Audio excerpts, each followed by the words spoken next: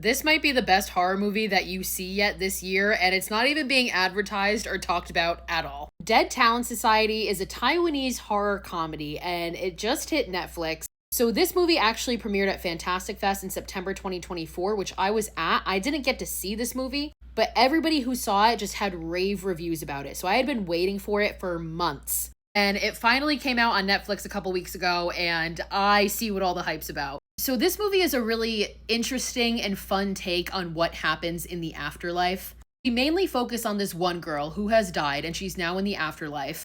And basically, in the afterlife, ghosts can become famous. And essentially, they do that by scaring people and becoming urban legends. Like one of the main characters, she's made this whole career off haunting this one specific room in a hotel. So anybody who stays in this hotel sees this ghost. We see her like putting her makeup on and creating this whole big production.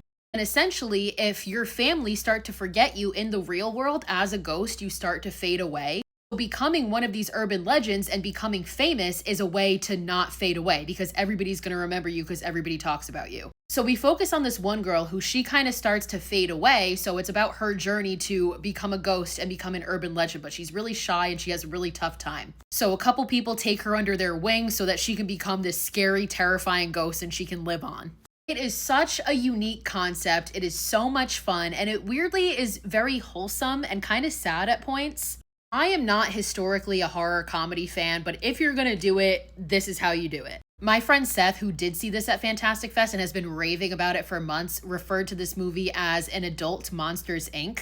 And I love that because it's very similar in that they have to get these screams, they have to get people's fear in order to not disappear, in order to keep surviving.